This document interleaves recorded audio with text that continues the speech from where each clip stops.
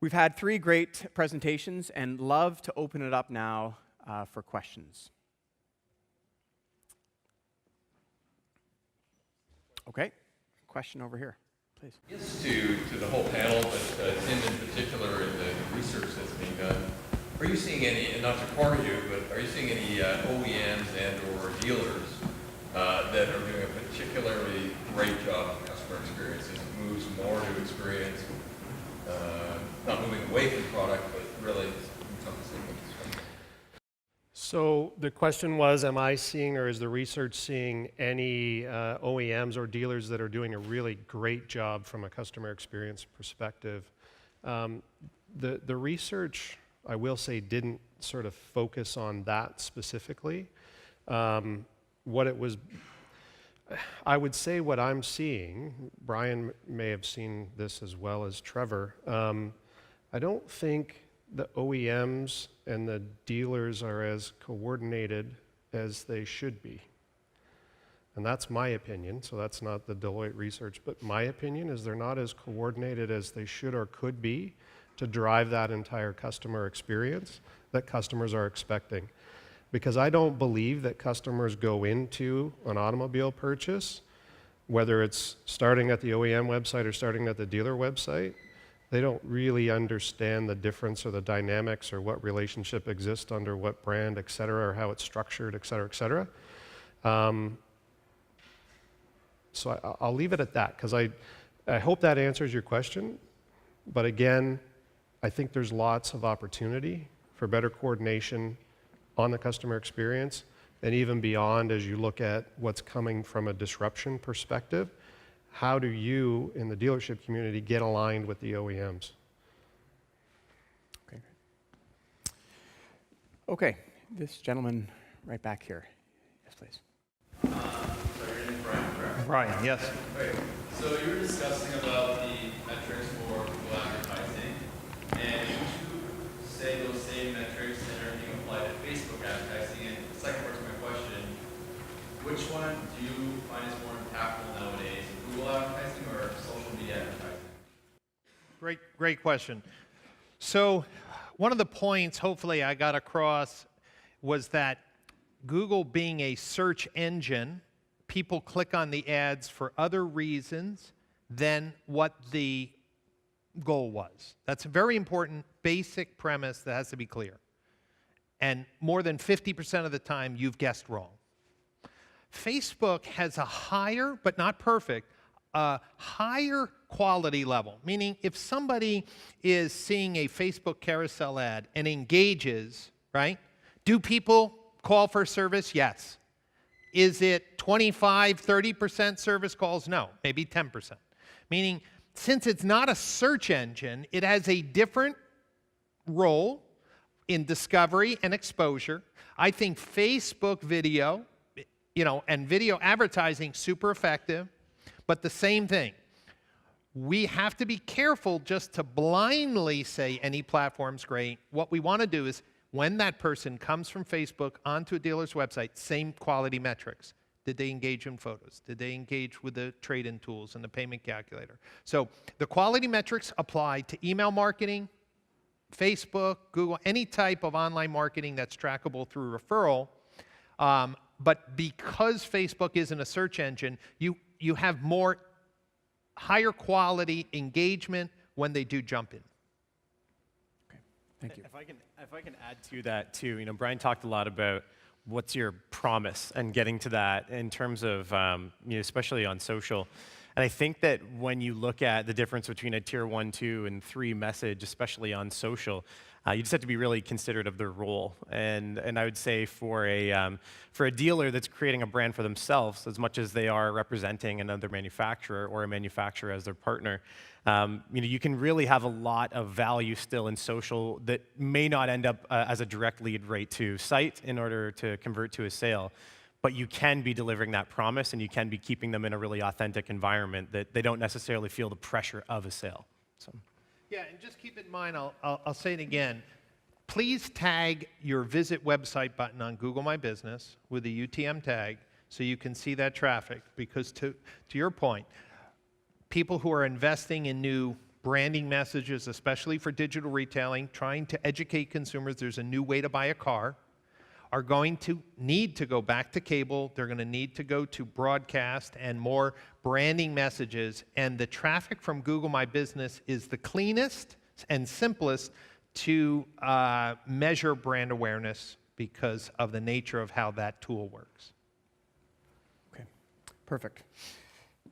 Question. Think about agency pushback on eliminating branded campaigns, because every month when you do implement that strategy, every month they scare the dealer in hope and saying, you know, oh my God, look at how high your cost per lead has gone, your conversions have gone way down, even though they're all sales phone calls and is genuine and all that. Yeah.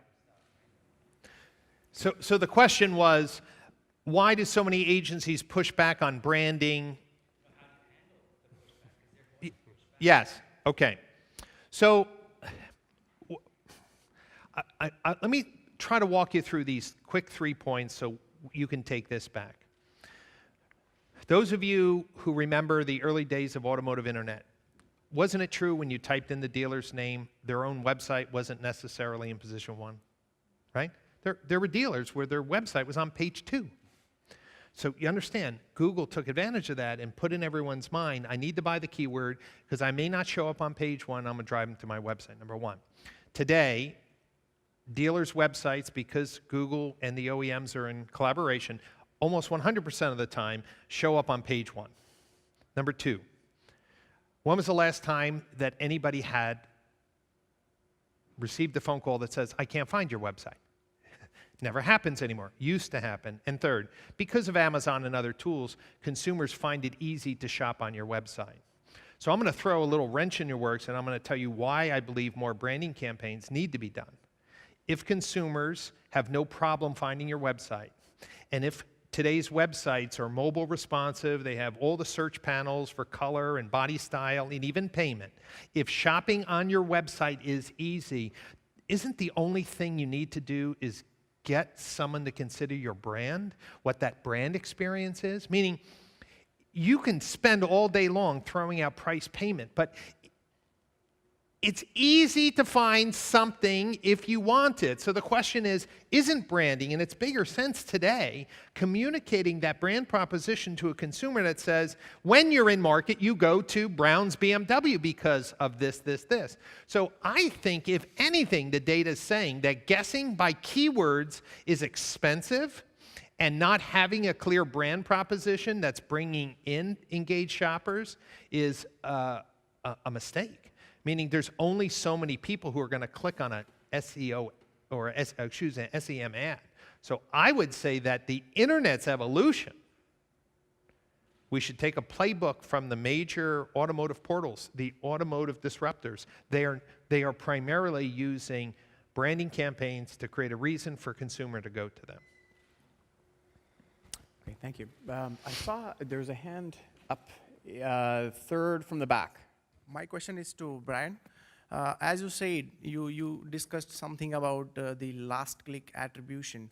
So we had a couple of campaigns, the branding campaigns on our Facebook page, looking at which there were a couple of visitors who started searching on Google with our brand name, and then they ended up on our website. So we were like, Google considered that traffic to be the organic one, but they actually saw our ad at a couple of platforms like Instagrams and Facebook and all the stuff. So is there any way that we can track that traffic? Because actually they saw that ad to a couple of, like, on different platforms, but then when they searched it on Google, obviously they searched with our brand name because they saw our brand in that ad. And when you search that with the brand name, it comes first in the Google, in the Google search. So ultimately, it's not organic, but Google is showing it as organic traffic. So what's the way out for that? Yeah, so just to be clear, if somebody engages and exposed to advertising that doesn't result in a click to the dealer's website, Google Analytics has a blind spot, okay? Let's just clarify that. But by setting up multi-channel funnels and your custom channel groupings, you could see some of the influence. I want to go back to this one thing. When your marketing is working really well, your branded traffic will increase. And sometimes you can't see it, right? Because Google's ecosystem is private from Facebook's, right? There's no shared cookie and tracking data today, and consumer privacy is becoming more and more important. So all we can do is set up the best we can do. That's why I'm going to go back to the Google My Business listing. If your branding, your organic content, your social media, your radio, television is working, you should be getting more branded search. And it's that combination of branded search and some targeted search that will help you sell more cars. So make sure you have custom channel groupings for Facebook, Instagram, for those people who do come.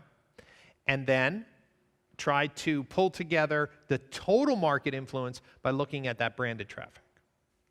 I had a question for Tim, just in regarding like how you see like Genesis, and I guess Lincoln is also now doing the home delivery, home test drive, all that stuff, and really getting people out of the dealership, which honestly most people don't enjoy.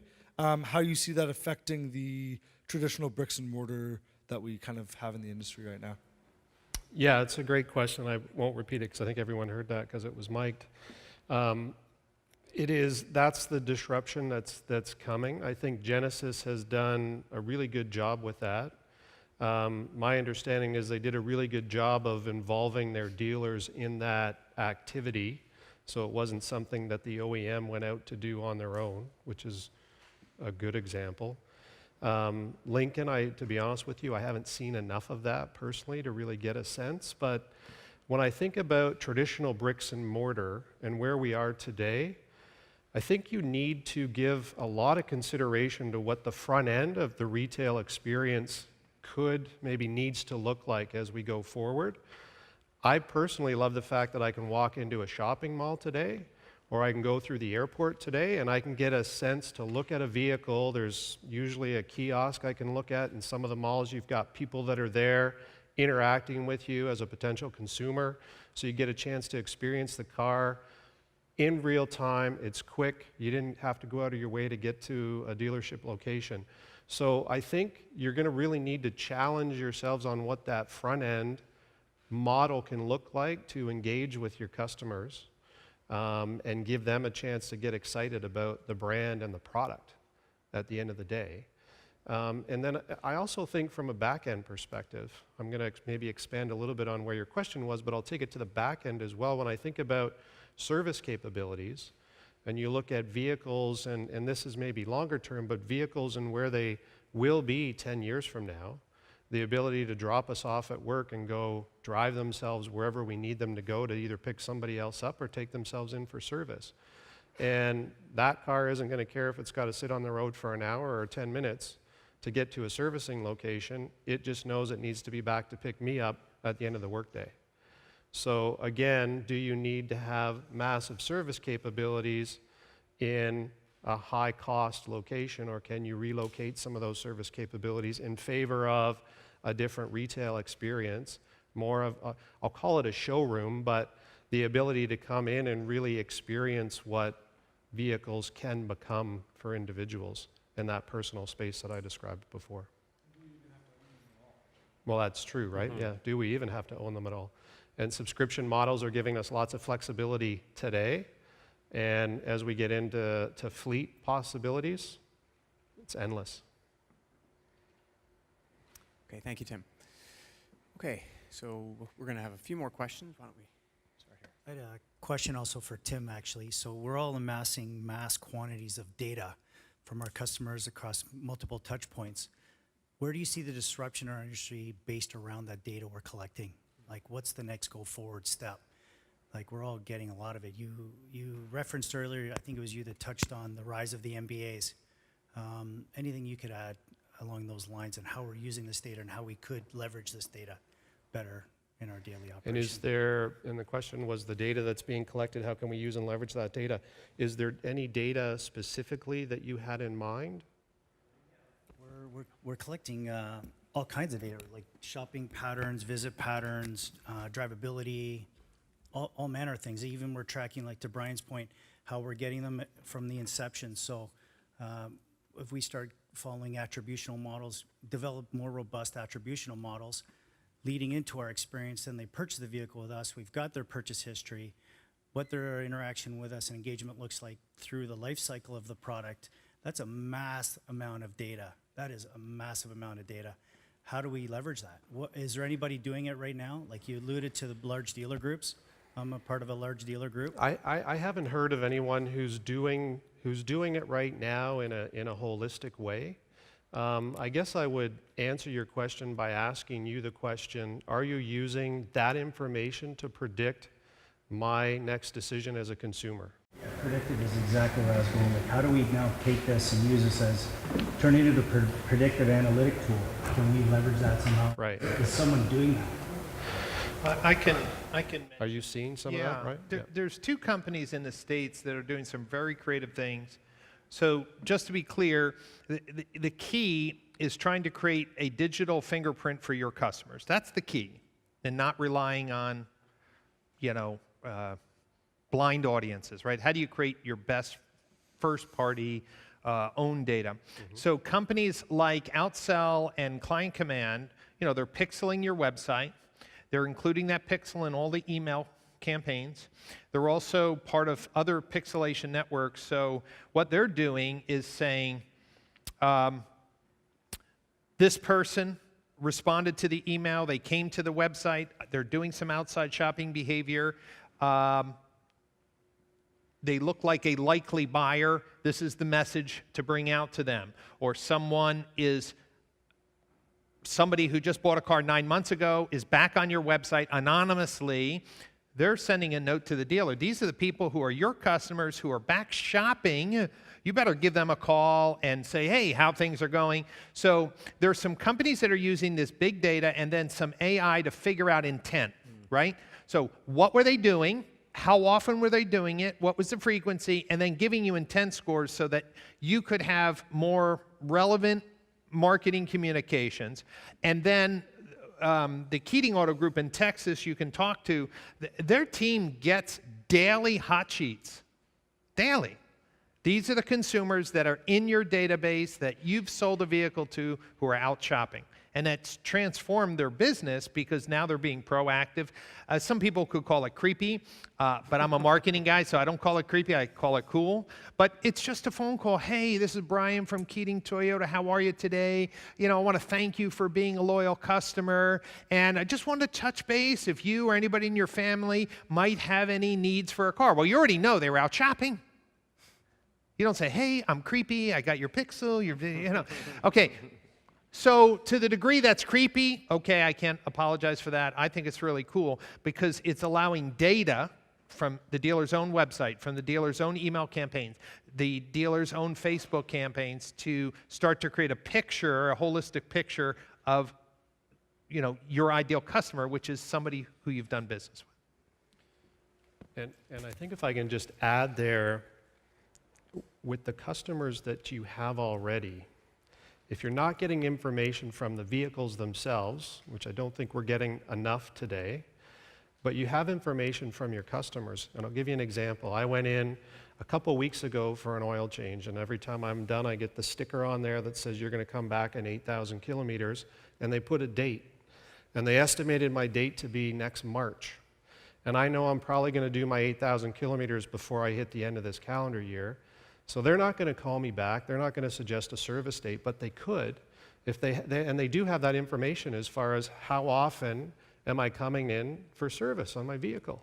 So why not give me a call and set that up instead of have me having to wait to figure out, geez, am I going to do that? Give me a shout, set it up. Make it easy for me to re-engage with you versus realize that I have a gap in my calendar and I call for service during that gap and I can't get in, so I've either got to go somewhere else or shoot down to Mr. Lube to get a quick oil change, which is really not what you want to be happening at the end of the day. So there's that piece, but then you also know what my driving habits are if you've done the full service.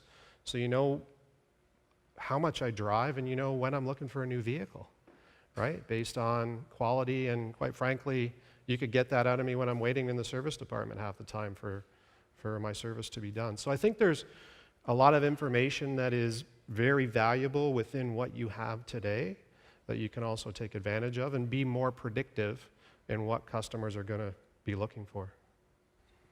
Okay. Well, thank you very much. There's a great set of questions, and so we're going to 12:30. Respectful of everyone's time today, and everyone probably has a lot to do, so we want to wrap up this fabulous morning. A couple of things, again, just some housekeeping. If you can please fill in the survey, we'd really appreciate it. There is lots of coffee and tea and desserts and breakfast still in the lobby. Please help yourself on the way out and have some more conversations. Last but not least, or I'd like to thank the CBC for organizing this venue for us today.